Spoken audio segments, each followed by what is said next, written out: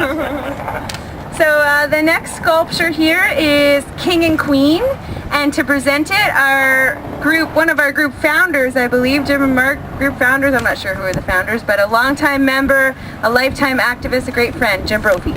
Thank you. So this is a hard one to follow after all the great presentations. I have to say thank everybody that spoke because they did such a great job.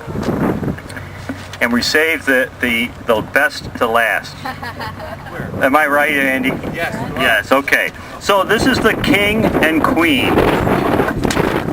Sorry. This sculpture is called the King. You want to hold for me? No. Yeah, thanks. This sculpture is called the King and Queen. It was created by Cyril Itron and was meant to probe the relationship between man and machinery. From the point of view of climate change, the statue might mean something else. For example, it could mean that poor Kate and William will suffer increasingly unpredictable weather that might make planning for royal garden parties and polo matches more difficult. For others, like myself and yourself, who don't enjoy unimaginable wealth and privilege, this piece makes me think about the master-servant relationship. We live in an obscenely unequal social environment. Over 3 billion people are living in absolute poverty, making less than $2 a day. And the richest 1% of the world's population monopolizes levels of wealth like never before. It's been said that you can have either a democracy or a society of great inequalities, but you can't have both. Looking at these nuts and bolts reminds us that in our industrial world, in order to make a living, we are often forced to make deals with the devil.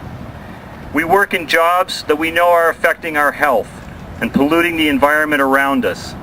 At the same time, we are afraid our jobs will be lost and possibly exported to developing countries. We know that climate change is not going to affect the world equally. Generally speaking, the countries that are contributing the least to global warming will suffer the most crippling consequences. They also have the least power to stop the process. When our rulers are making decisions about the health of our economy or the health of our environment, their foremost consideration is, how will it profit them? But one thing is becoming clear. The environment no longer can be sustained by our current industrial practices, nor by the kings and queens that control it. Thank you. Thanks, Jim. Okay, our last sculpture is down at the end of the path, and it's the dinosaurs. The dinosaurs. Right. Dinosaurs. And to present it is Randy, and I just wanted to take a moment before Randy starts to thank Randy's group, the Council of Canadians, for co-sponsoring our event with us. Our group is WOW. And so Randy and Doug are members of both groups, and it was the Council of Canadians who really made this happen with us today. So thank you to both groups and to everyone who helped organize, to everyone who presented, and to you all for coming out and supporting us. So here is Randy. Here's Randy. Finally, I get to speak. Okay, the sculptures, the dinosaurs. I'll read to you what it says on the City of Windsor website because there's no artist listed. Oh.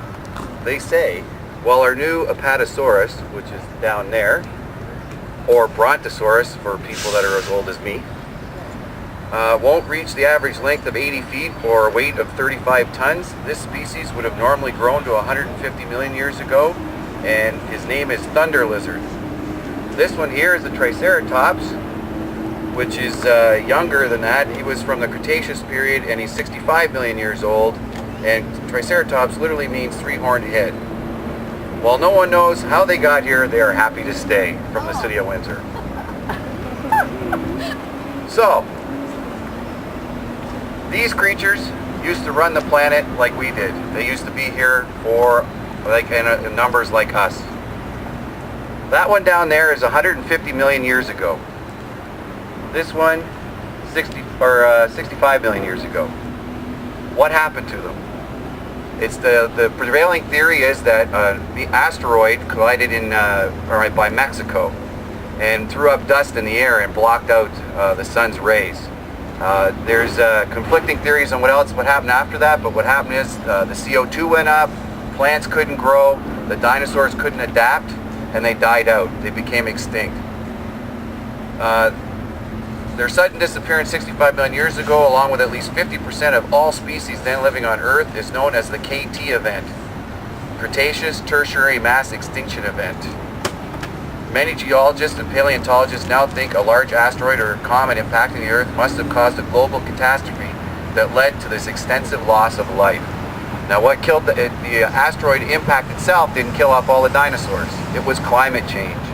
Climate change killed off the dinosaurs. It was one of the major contributing factors to making these animals extinct. And like I said before, if this was 150 million years ago, and you take the distance to here, 85 million years to 65 million years ago, and you make that distance time, the time we've been on this planet is about the thickness of a blade of grass. That's how long we've been here. Not long. And what have we done to our planet in that short time?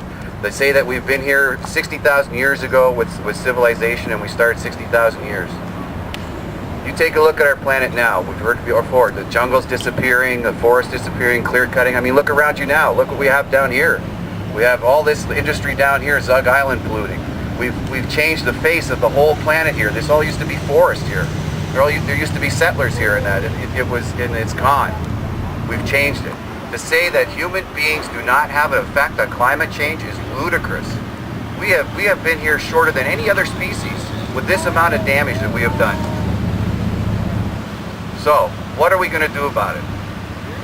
Well, this is what we're going to discuss over at the Fog Lounge. That we don't want to become extinct like these animals, because that's where we're headed if we don't do something about it. Okay, so we're going to go to the Fog Lounge after, right? Okay. Sign up sheet. Okay, so thanks, Randy. Go ahead, guys. Come on through. So thanks again for coming, everyone. We've had a lovely day. Thank you for everyone who contributed and who participated. You're absolutely welcome. I hope you come back with us. We've got a nice leisurely walk now back to our vehicles. And then the Fog Lounge is just over on University Street. There will be refreshments. There will be beverages for sale. We'll be showing a short 10-minute documentary that was made by some of our members about our last event, our toxic tour. And hopefully we'll be having some discussion followed by some music and potentially some poetry, so we'll end on a bit of a lighter note, and that's our after party, so please join us. Thanks.